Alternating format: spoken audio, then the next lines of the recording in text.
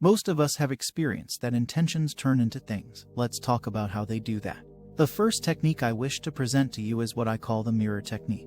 The mirror technique is just what it sounds like. The universe is mirroring your intentions every moment of every day. Everywhere you go, there you are, as they say. You've heard of the mirror technique before though, you just didn't know it. Ever heard, what you give is what you get? Or everything's karma? That's right, mirror technique. Have you ever asked yourself, how is Jane doing? Suddenly she calls and you exclaim, I was just thinking about you. Coincidence? No, that's the universe mirroring your strong intention.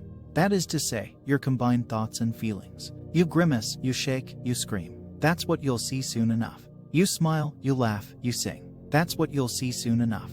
Now, how does it do this? It's trivial in today's world to say that everything is energy. Even the most hardline rationalist will tell you that. However, let's think about that for a moment. If everything is energy, then at least on some level, everything is connected. And if everything is connected, surely even thoughts and feelings affect the world around them. Put another way, the law of gravity says that any two objects in space are connected by gravity, and so have an effect on one another. That means a baseball on Earth and the planet Mercury affect one another gravitationally, no matter how small they may be. Did you know that a collapsing star can pack its entire mass into the size of a thimble yet still retain its gravitational power? Likewise, we're learning how to magnify the gravity of our minds with concentrated thought and feeling.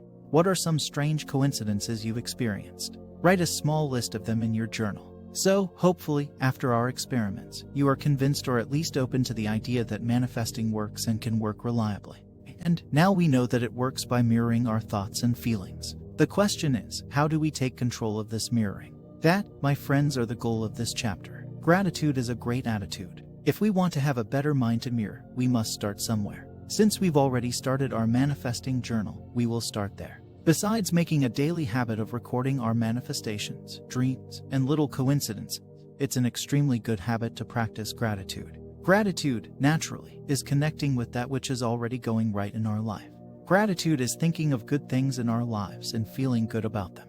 Let me rephrase that. Gratitude is thinking of things we like and feel good about them. Didn't we just establish that it's our thoughts and feelings that get mirrored? Perhaps it's time for another experiment. 1. Write a list of 10 things you can feel truly grateful for, as I am happy and grateful for XYZ. It could be something like your family, your house, or as simple as water or the sunshine. Just things you already have and truly enjoy. 2. After writing each line, relax and say, thank you, thank you, thank you. Focus on feeling thankful as deeply as you can.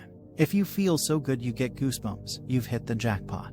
3. Repeat this every day for a week and take notes about any interesting manifestations related to your gratitude. Some might mock gratitude as some airy-fairy pleasantry or platitude forced on them by parents and preachers, but we're doing this because we're building a manifesting mind, a mind which believes in blessings. So don't dismiss this. Like in our first experiments, what you'll find is that the things on your list start popping up in unusual ways. You're thankful for coffee. The barista makes an extra by mistake and so you get one for free. You're thankful for your spouse. They surprise you at work with lunch. You're thankful for money. You find an extra $10 bill in your jeans. Most importantly, the goal of our exercise is to practice feeling grateful. Feelings are like muscles. The more we flex them, the stronger they become and the easier they are to call upon at will. This will be very helpful later when we begin creating specific manifestations. Self-acknowledgement. Hand in hand with gratitude is self-acknowledgement. Acknowledging oneself should be thought of as being grateful or aware of one's truly positive qualities, rather than boastful arrogance. These aren't to be shouted from the rooftops or even used as a means of petty personal comparison with others. Rather, we are recognizing the good in ourselves and the good we do in the world. Like anything else, if we think about the good in ourselves and feel grateful for it, it will be mirrored back to us, magnified. The question is, what do I like about myself? 1. Write a list of 10 things you truly like about yourself, as I am thankful because I XYZ. It could be something like always being polite, volunteering your time, or as simple as the color of your hair or that you like to read. Just things you already are or do and truly feel good about. 2. After writing each line, relax and say, thank you, thank you, thank you. Focus on feeling thankful as deeply as you can. If you feel so good you get goosebumps, you've hit the jackpot.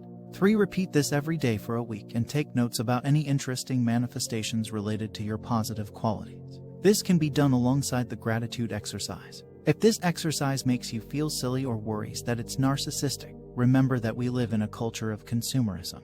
It's the goal of companies to train you into insecurity to purchase their products. Once again, we're building a manifesting mind, which must be secure. So don't dismiss this. Like in our first experiments, what you'll find is that the things on your list start popping up in unusual ways. You're thankful for your smooth skin.